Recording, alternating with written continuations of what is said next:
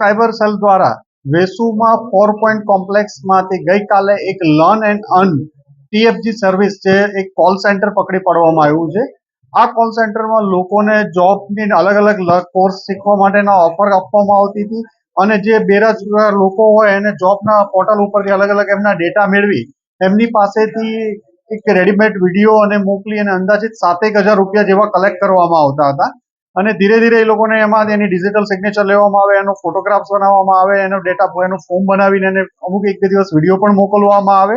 આવી રીતે એક આ ચીટિંગનું ચાલતું હતું. પછી જો 7,000 રૂપિયા મેળવ્યા પછી પણ એમને ન થાય તો આગળ એમને ગ્રાહક સુરક્ષામાં અને એની અલગ અલગ સાઇટ ઉપરની ખોટા ફોટા મોકલી 44,000 રૂપિયા જેટલું બીજા એમની પાસે વધુ માંગવામાં આવતા હતા કે જો આ નહીં આપવામાં આવે તો તમારી પાસેથી લીગલ એક્શન લેવામાં આવશે. એમ ગ્રાહક સુરક્ષાની સાઇટ ઉપર જઈ અને એક આખું એનું ફોર્મ જનરેટ કરે, એની ડિજિટલ સિગ્નેચર, એનું ફોર્મ પહેલેથી હોય તો એ બધું સાથે અપલોડ કરી અને એમને બ્લેકમેલિંગ કરી અને એમની પાસેથી પૈસા વસૂલવામાં આવતા હતા.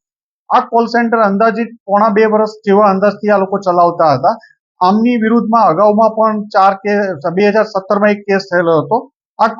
આ જે કોમ્પ્લેક્સ છે એમાં મુખ્ય અભય આત્મારામ શારદાની દુકાન હતી. આ દુકાનમાં 2017માં સીઆઈડી ક્રાઇમ દ્વારા પણ રેડ કરવામાં આવી હતી.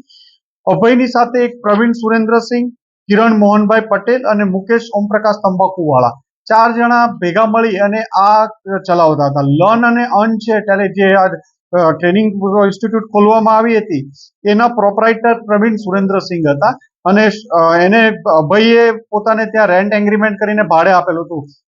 અભય વિરુદ્ધ અગાઉ ગુનો દાખલ થયેલો હતો એટલે આ બાબતથી એમાંથી માહિતગાર હતો અને આ લોકો સાથે મળી અને આ 1.5 વર્ષથી હતા.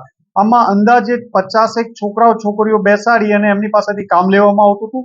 જેમાં 30 થી 35 છોકરાઓ કે 40 છોકરાઓ છે એમને બેઝિક જે ક્લાસની એમને એવું છે રેગ્યુલર ટ્રેનિંગ ચાલે છે કે આ પ્રોફાઇલ ઉપર કામ ચાલે છે એ જોબ પોર્ટલ ઉપરની એમની પાસેથી ડેટા કલેક્ટ કરીને કામ લેતા હતા.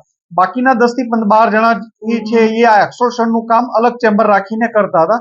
એમના બેંક એકાઉન્ટ ડિટેલ મળી આવી છે. એમાં અંદાજે 54 થી 59 જેટલા ફોન સીઝ કરવામાં આવ્યા છે અને એમના ઘણા બધા કોમ્પ્યુટર અને એ બધું પણ સીઝ કરવામાં આમની પાસેથી આવ્યું છે.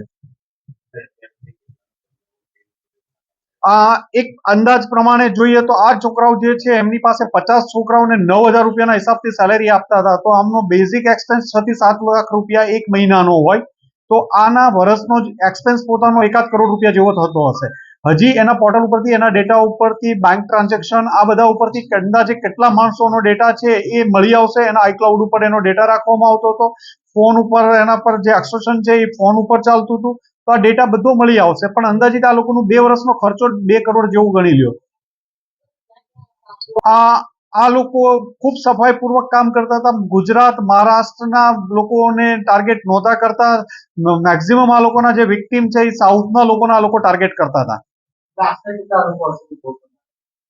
એનો ચોક્કસ આંકડો નહીં કહી શકાય પણ આ લોકો એક માનો કે આ લોકોનો 2 કરોડ રૂપિયા જેવો તો 2 વર્ષનો એક્સપેન્સ છે અને એક માણસ પાસેથી મિનિમમ આ લોકો 7,000 રૂપિયા જેવું લેતા હતા તો આ આંકડો હજારોની સંખ્યામાં જઈ શકે છે.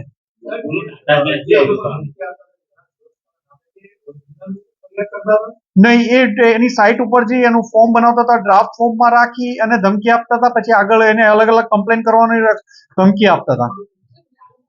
આ ઓનલાઈન જે જોબ પોર્ટલ હોય છે એના ઉપરથી આ લોકો પાસે ડેટા હતો.